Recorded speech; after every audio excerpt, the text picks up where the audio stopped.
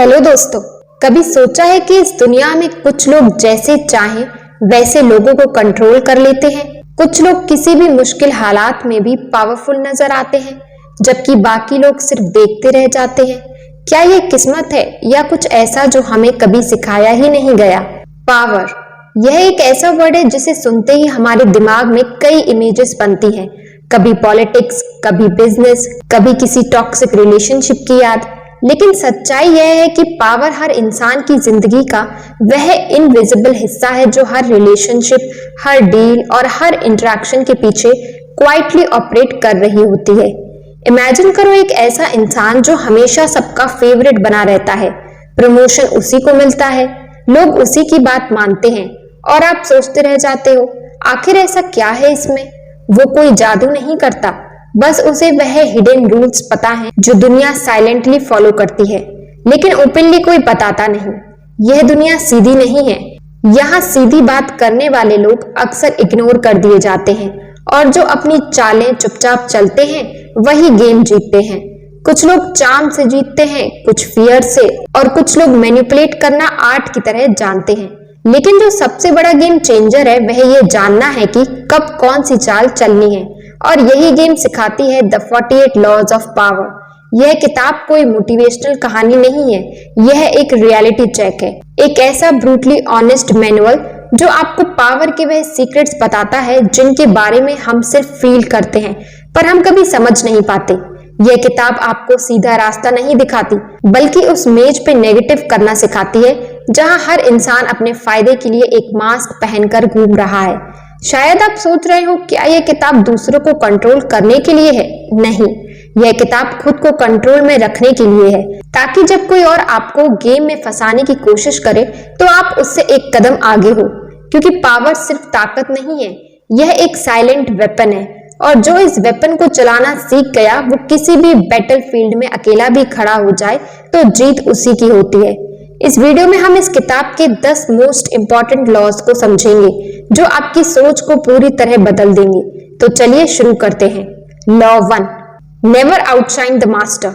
कभी सोचा है कि आपकी मेहनत, आपका टैलेंट और आपकी ईमानदारी के बावजूद जिंदगी में कुछ लोग आपसे आगे क्यों निकल जाते हैं? आपने शायद कई बार महसूस किया होगा कि जब आपने किसी काम में एक्सेलेंस दिखाई, तब आपने पूरी लगन से किसी प्रोजेक्ट को संभाला, तो तारीफ तो दूर, सामने वाले का बिहेवियर ही बदल गया। अचानक वह आपसे बचने लगा, आपको नजरअंदाज करने लगा या फिर आपके ही खिलाफ माहौल बनाने लगा। पर क्यों? क्या टैलेंट होना एक गलती है? क्या काबिल होना कोई गुनाह है? नहीं, गुनाह नहीं है, पर यह दुनिया सीधी नहीं चलती। और सबसे पहला रूल जो अक्सर हमें कोई नहीं बताता वो ये है कि नेवर आउटशाइन द मास्टर। मतलब यह कि जिस भी इंसान के अंडर आप काम कर रहे हो, चाहे वह आपका बॉस हो, आपका टीचर हो, सीनियर हो या कोई भी ऐसा इंसान जिसके ईगो को आप छू सकते हो, उसके सामने कभी इतना मत चमको कि उसे अपने ही होने पर डाउट हो जाए। पावर की दुनिया में ईगो बहुत फ्रेजाइल चीज होती है। जो लोग ऊंचे पदों पर होते हैं उनके अंदर अक्सर इनसिक्योरिटी बहुत गहरी होती है, पर वह उसे कभी जाहिर नहीं करते। और जब आप उनके सामने अपनी ब्रिलियंस दिखाते हो तो वह इंस्पायर्ड नहीं होते, वो थ्रेटेंड महसूस करते हैं।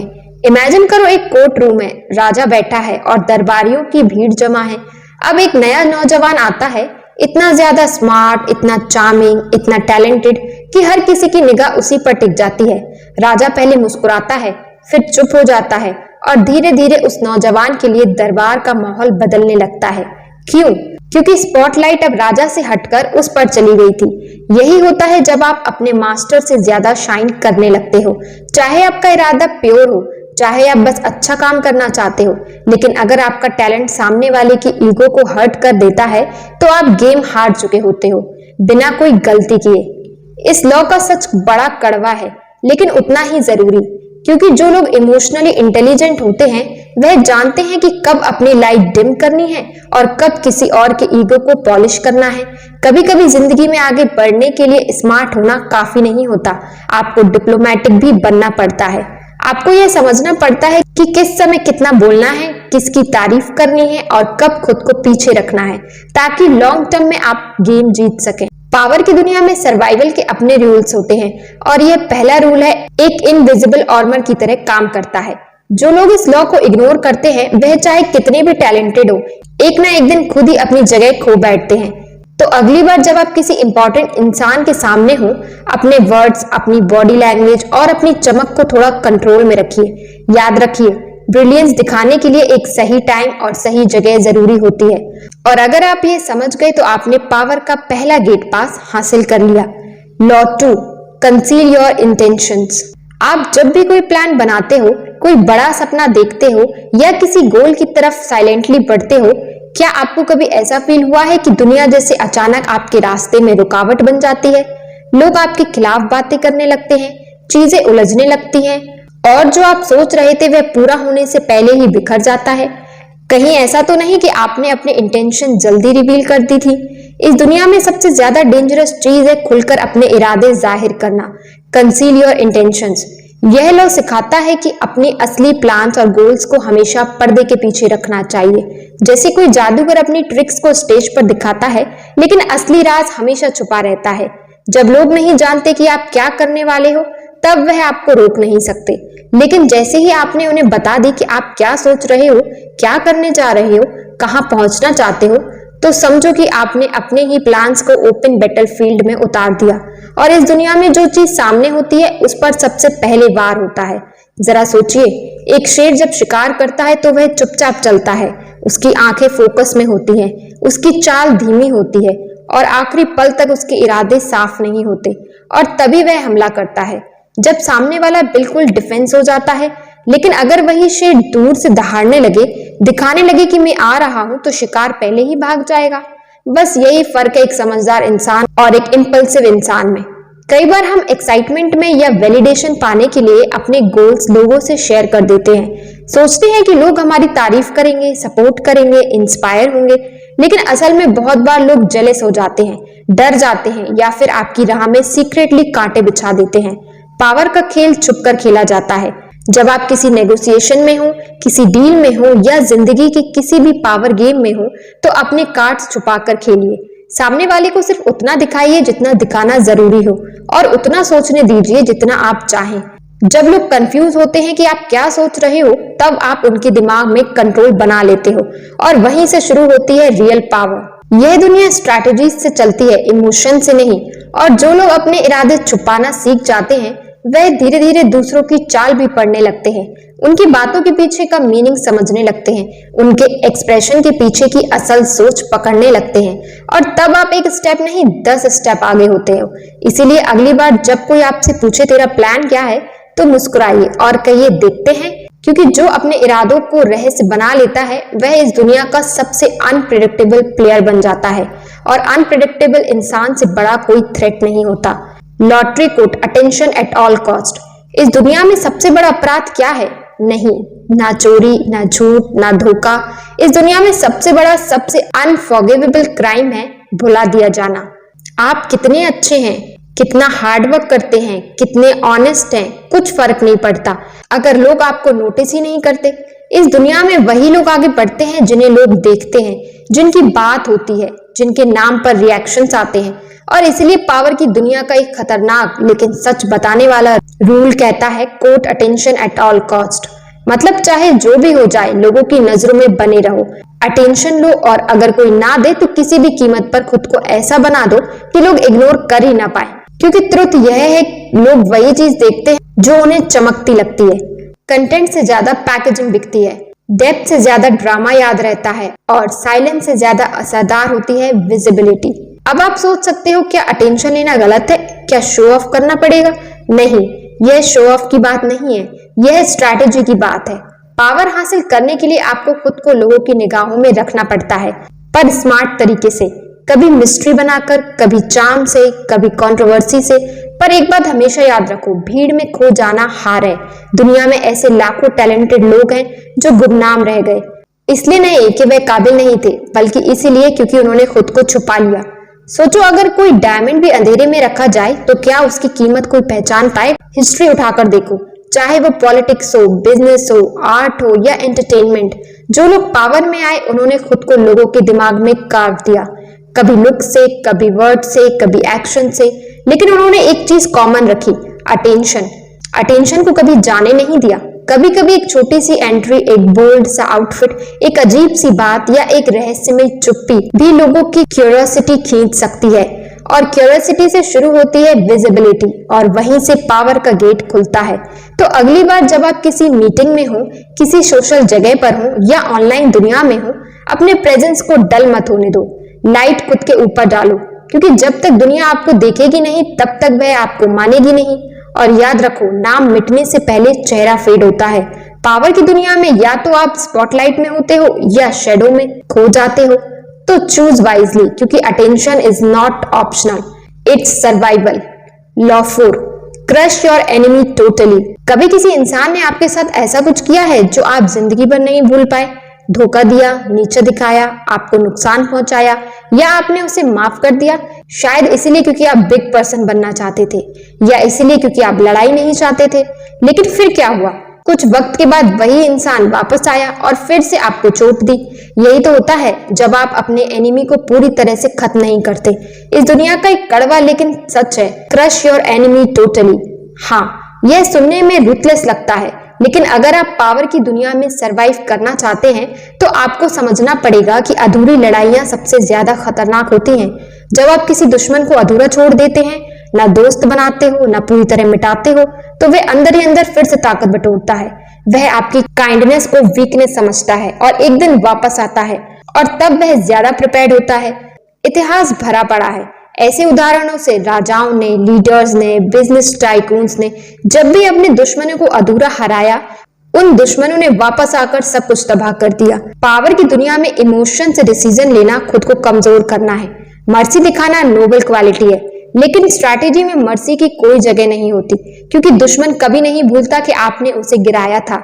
वह चुपेगा, झुकेगा, मुस्कुराएगा, लेकिन अंदर से वह सिर्फ एक ही चीज याद रखेगा कि एक दिन आपने उसे कमजोर महसूस करवाया था, और उस एक ह्यूमिलेशन के बदले में वह जिंदगी भर बदला लेने की प्लानिंग करता रहेगा। इसलिए अगर आपको खुद को सुरक्षित करना है, अपनी स्पेस प्रोटेक्ट करनी है, अपने सपनों को बचाना है, तो जब भी आप किसी एनिमी को हराएं, उसे पूरी तरह से हरा दो कि वह दोबारा उठने की हिम्मत ना करे। उसे ऐसी हार दो कि वह आपकी तरफ देखने से भी डरे। उसके पास वापसी का कोई रास्ता, कोई सपोर्ट, कोई होप ही ना बचे। यह रूल सिखाता है पावर कंपैशन से नहीं, क्लैरिटी से आती है। कभी कभी खुद को बचाने के लिए आपको कठोर बनना पड़ता है, और अगर आप यह सोचकर किसी को छोड़ देते हो कि अब यह क्या कर लेगा, तो समझ लो कि अगला वार उसी का होगा। पावर का असली टेस्ट तब होता है जब आप अपने एनिमी को कंट्रोल नहीं खत्म करते हो। तो अगली बार जब कोई आपको नीचे दिखाए, आपके खिलाफ प्लानिंग करे, आपके रास्ते में कांटे बिछाए, याद रखना, अधूरी सज्जा दुश्मनों के लिए नई शुरुआत होती है। और आप अगर वाकई अपनी शांति, अपनी ग्रोथ और अपनी जीत को बचाना चाहते हो, तो crush your enemy totally. Law 5, use absence to increase respect and honour. क्या आपने कभी किसी इंसान की वैल्यू तब ज्यादा महसूस की जब वो आपकी जिंदगी से चला गया? जब वह सामने था तो शायद आपने उसकी बातों को, उसकी प्रेजेंस को टेकन फॉर ग्रांटेड लिया, लेकिन जब वह दूर हुआ, अचानक उसकी अहमियत हर पल महसूस होने लगी। यही इंसान की फितरत है। जो चीज हमेशा सामने हो वो नजरअंदाज हो जाती है, और जो चीज अचानक रेयर बन जाए उसकी वैल्यू आसमान छूने लगती है। पावर की दुनिया में यही प्रिंसिपल काम करता है, use absence to increase respect and honour. मतलब हमेशा अवेलेबल मत रहो, कभी कभी खुद को दूर करना, साइलेंस में चले जाना, अपनी मौजूदगी को हटा लेना सबसे ज्यादा पावरफुल मूव होता है। जब आप हर जगह दिखते हो, हर बात में शामिल होते हो, हर टाइम प्रेजेंट रहते हो, तो लोग आपको प्रेडिक्टेबल समझने लगते हैं। आपकी इंपॉर्टेंस धीरे धीरे बैकग्राउंड नॉइज बन जाती है। फिर चाहे आप कितनी भी वैल्यूएबल हो, आप बस नॉर्मल बनकर रह जाते हो। पर जैसे ही आप अचानक सीन से हट जाते हो, लोगों को रियलाइज होता है कि आपने कंट्रीब्यूट क्या किया था, आपकी वैल्यू क्या थी। आपका एब्सेंस आपकी प्रेजेंस से ज्यादा इम्पैक्टफुल हो जाता है। इमेजिन करो, एक म्यूजिशियन है जो हर हफ्ते कॉन्सर्ट करता है। धीरे धीरे उसकी ऑडियंस कम होने लगती है, लेकिन वही म्यूजिशियन अगर साल में सिर्फ एक बार परफॉर्म करे तो लोग टिकट के लिए लाइन में लग जाते हैं। क्यों? क्योंकि रैरिटी क्रिएट्स रिस्पेक्ट। कम दिखो, लेकिन जब भी दिखो तो इम्पैक्ट छोड़ दो। पावरफुल लोग अपने टाइम, एनर्जी और प्रेजेंस को इतना इजीली एक्सेसिबल नहीं बनाते।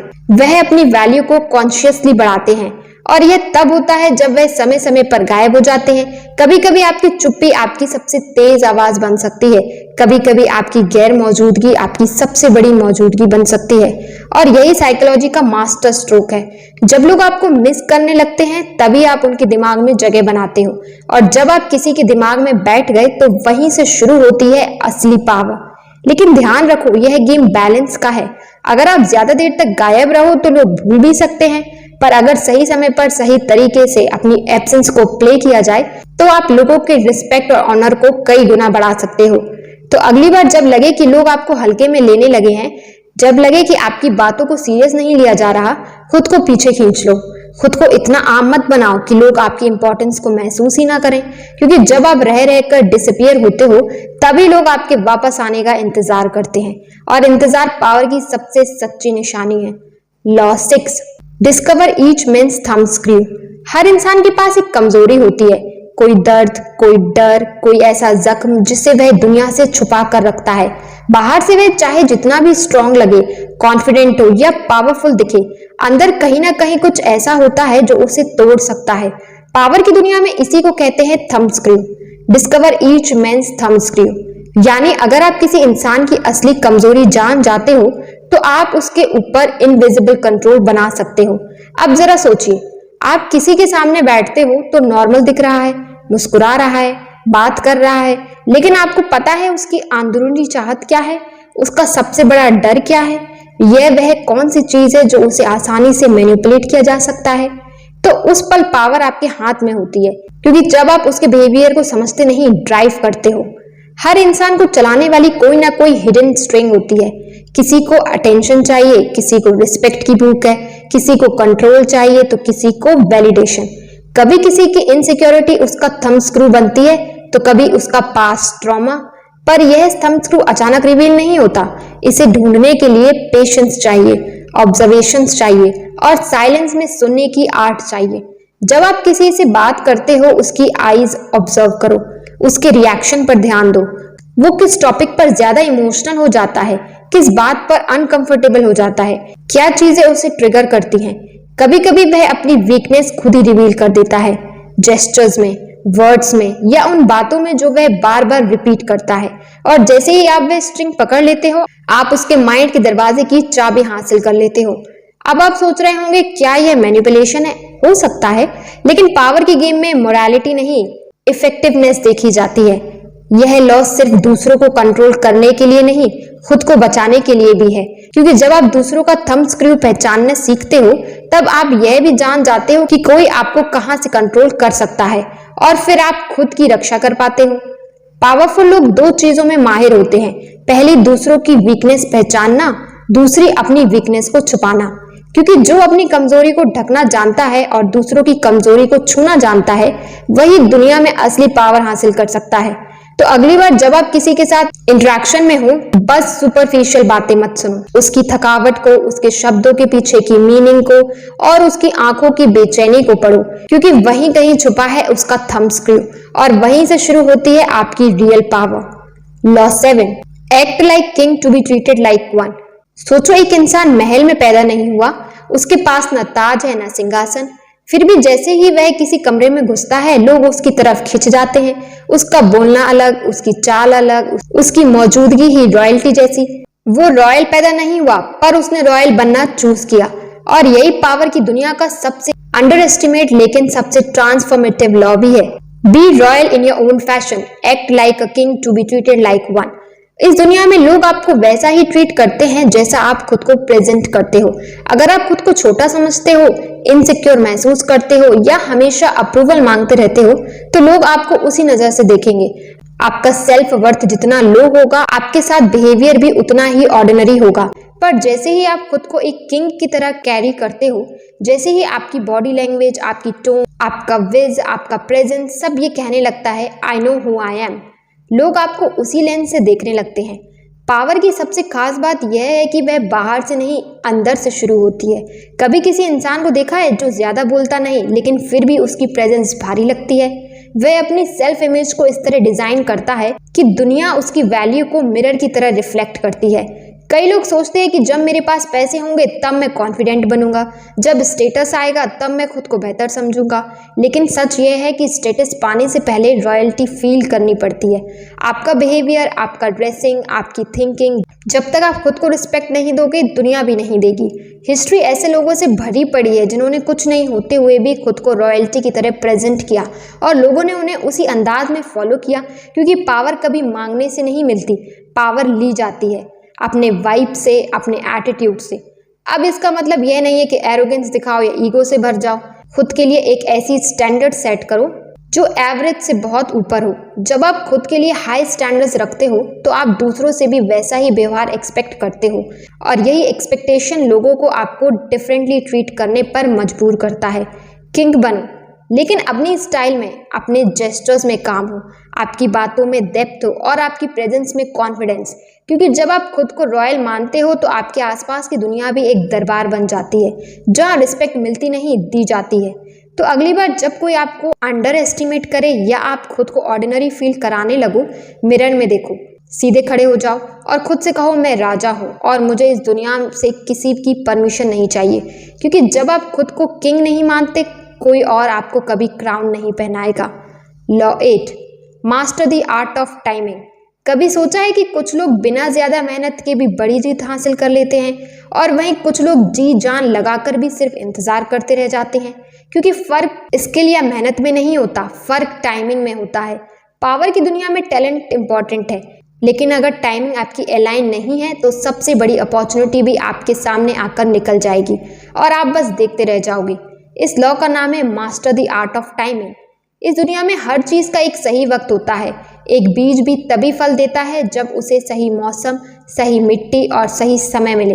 अगर आप बहुत जल्दी एक्ट करोगे तो इमेच्योर कहे जाओगे और बहुत लेट हो गए तो मौका हाथ से फिसल जाएगा। रियल पावर उन्हीं के पास होती है जो सिचुएशन को पढ़ना जानते हैं, जो सब्र रखते हैं, जो जानते हैं कब बोलना है, कब चुप रहना है, कब कदम बढ़ाना है और कब पीछे हटना है। लेकिन ये पेशेंस सिर्फ इंतजार नहीं है, यह कैलकुलेट किया गया साइलेंस होता है। पावरफुल लोग कभी अर्जेंसी में रिएक्ट नहीं करते, वो हर चीज ऑब्जर्व करते हैं। लोग क्या सोच रहे हैं, इमोशंस का फ्लो कैसा है, कौन किस मूड में है, और फिर जब सही टाइम आता है वह एक ऐसा कदम उठाते हैं जो सब कुछ बदल देता है। Think of it like chess. हर मोहरा एक चाल चल सकता है, पर मास्टर वही होता है जो अपने मूव के लिए पूरा बोर्ड एनालाइज करता है, जो देखता है कि कौन सी चाल कब मारनी है और कौन सी अभी होल्ड करनी है। लाइफ में भी यही होता है। कुछ लोग हर मौके पर जंप कर जाते हैं और बर्न आउट हो जाते हैं, जबकि कुछ लोग चुपचाप बैठकर सही टाइम का इंतजार करते हैं और जब वक्त आता है वह सीन ही बदल देते हैं। Power is in drawing the right thing at the right time. लेकिन एक बात याद रखना, टाइमिंग को मास्टर करने का मतलब यह नहीं कि आप हमेशा वेट ही करते रहो। इसका मतलब है आप इतने अवेयर हो जाओ कि आपको समझ आ जाए कि कब एक्शन लेना है और कब पेशेंस रखनी है। अक्सर लोग यही गलती करते हैं, या वो यह जल्दबाजी में डिसीजन ले लेते हैं या फिर इतना लेट हो जाते हैं कि मौका चला जाता है। पर जो इंसान वक्त की धड़कनों को सुनना सीख जाता है वह हर डिफीट को भी विक्ट्री में बदल सकता है। तो आज से एक नई सोच के साथ जीना शुरू करो। हर डिसीजन से पहले खुद से सिर्फ एक सवाल पूछो, is this the right time? और जब जवाब दिल से मिले तब पूरा कदम भरोसे से बढ़ाओ, क्योंकि टाइमिंग सिर्फ एक डिटेल नहीं है, timing is the game. Law 9, despise the free lunch. कभी किसी ने आपको कुछ फ्री में दिया है, बिना मांगे, बिना किसी रीजन के? शुरुआत में अच्छा लगता है ना, एकदम वाओ क्या किस्मत है जैसा फील होता है। लेकिन रुकिए, यहीं से शुरू होती है पावर की सबसे छुपी हुई चाल। क्योंकि इस दुनिया में कुछ भी फ्री नहीं होता। जो चीज़ आपको बिना कीमत दिए मिलती है उसमें अक्सर कोई हिडन कॉस्ट छुपा होता है, चाहे वह गिल्ट हो, कंट्रोल हो या फिर आपकी सेल्फ रिस्पेक्ट की छोटी सी कुर्बानी। चैप्टर फॉरेस्ट कहता है डिस्पाइज द फ्री लंच, यानी अगर कोई आपको चीज मुफ्त में मिल रही है तो उस पर शक करो, क्योंकि फ्री की चीजें सिर्फ बाहर से शाइनी लगती हैं, अंदर से वह आपकी पावर को खा जाती हैं। पावरफुल लोग कभी फ्री फेवर पर डिपेंड नहीं करते, वो गिव एंड टेक की साइकोलॉजी को समझते हैं। क्योंकि अगर आप बार बार फ्री चीजें एक्सपेक्ट करते हो तो सामने वाला धीरे धीरे आप पर क्लेम जमा लेता है। शुरू में वह आपको छोटा सा गिफ्ट देगा, फिर धीरे धीरे वह एक्सपेक्ट करेगा कि आप उसके हिसाब से सोचो, चलो एक्ट करो। और अब आप सोचो मैंने तो बस हेल्प ली थी, लेकिन असल में आपने अपनी इंडिपेंडेंस की पहली ईंट वहीं गिरा दी थी। पावर लेने से नहीं आती, पावर देने से आती है। जब आप खुद अपने रिसोर्सेज पर निर्भर होते हो, जब आप अपनी कीमत जानते हो, तभी आप अपनी रिस्पेक्ट बनाए रखते हो। अब यह ज़रूरी नहीं कि हर फ्री चीज़ ट्रैप हो, पर जब आप आदत बना लेते हो हर चीज़ बिना कॉस्ट लेने की, तो आप खुद को मजबूरियों की इनविजिबल चेन में बांध देते हो। पावरफुल लोग हमेशा पे करते हैं, कभी पैसों से, कभी फेवर से, कभी टाइम से, क्योंकि उन्हें पता है पेमेंट स्किल्स फ्रीडम, और जहाँ फ्रीडम है वहीं रियल पावर है। एक और लेयर है इस लॉ की, जब आप किसी को कुछ फ्री में देते हो तो वह उसकी वैल्यू को कम समझता है, पर जब वही चीज़ किसी ने एफर्ट या कॉस्ट देकर पाई होती है, वह उसे रिस्पेक्ट करता है, ट्रेजर करता है। तो चाहे आप खुद कुछ ले रहे हो या दूसरे को दे रहे हो, फ्री चीज़ें सिर्फ मोमेंट्री डिलाइट देती हैं, पर लॉन्ग टर्म में आपके ऊपर बोझ बन जाती हैं। इसलिए अगर आपको पावर चाहिए तो हमेशा अपनी कीमत जानो, चाहे पैसे की बात हो, टाइम की हो या आपकी एनर्जी की, कुछ भी फालतू में मत दो, ना लो, क्योंकि जो फ्री है वह सबसे महंगा साबित हो सकता है। और इस दुनिया में सबसे ज़्यादा पावर उसी के पास होती है जो यह बोल्डनेस रखता है कि मैं फ्री लंच नहीं खाता, मैं अपनी वैल्यू खुद सेट करता हूँ। Law 10, assume formlessness. एक आखिरी सवाल, अगर इस दुनिया में कुछ भी परमानेंट नहीं है तो किस चीज़ में अपनी पहचान छुपा लेना सबसे सेफ है? आंसर, किसी भी चीज़ में नहीं। इस बुक की आखिरी और सबसे पावरफुल सीख है अज्यूम फॉर्मलेसनेस, यानी बिना रूप के बन जाओ, क्योंकि जिस चीज़ का कोई डेफिनेट फॉर्म होता है वह आसानी से टूट सकती है, मारी जा सकती है और टारगेट बन सकती है। तुम एक ग्लास बनो तो फोड़ा जा सकता है, तुम एक दीवार बनो तो गिराया जा सकता है, पर अगर तुम हवा बन जाओ तो तुम्हें कोई छू भी नहीं सकता। पावर की दुनिया में सबसे बड़ी गलती यही होती है कि इंसान खुद को एक फिक्स्ड आइडेंटिटी में बांध लेता है। मैं ऐसा हूँ, मुझे तो बस यही आता है, मैं कभी नहीं बदलता। यह शब्द नहीं, ताबूत है, क्योंकि इस दुनिया में जीतने वाले लोग रिजिड नहीं होते, वह लिक्विड होते हैं। वह हर परिस्थिति के साथ अपना रूप बदलते हैं, वह हर मुश्किल को ऑब्जर्व करते हैं, अपडेट करते हैं और साइलेंट स्ट्राइक करते हैं। अज्यूम फॉर्मलेसनेस का मतलब है अपने ईगो को डिसॉल्व कर देना, अपने कंफर्ट जोन को छोड़ देना और अपनी पावर को फ्लूइड बना लेना। अगर आप प्रेडिक्टेबल हो तो आप वनरेबल हो। लोग जान जाते हैं कि आप क्या सोचोगे, आप क्या करोगे, और वहीं से आपकी पावर वीक होने लगती है। पर जैसे ही आप बदलने लगो, इवॉल्व करने लगते हो, लोग कंफ्यूज हो जाते हैं, डरने लगते हैं और उसी फियर में आपके सामने झुकने लगते हैं। फॉर्मलेसनेस का मतलब ये नहीं है कि आप आइडेंटिटी लूज कर दो, इसका मतलब है आप अपनी आइडेंटिटी को उस तरह इस्तेमाल करो जैसे कोई आर्टिस्ट कैनवस पर पेंट करता है। हर बार नया रंग, नया फॉर्म और हर बार कुछ अनप्रेडिक्टेबल। तभी तो पानी सबसे ताकतवर है, क्योंकि वह हर रूप ले सकता है। बर्फ बन जाए तो काट सकता है, भाप बन जाए तो गायब हो सकता है, और बहते पानी को कोई भी शेप नहीं दे सकते।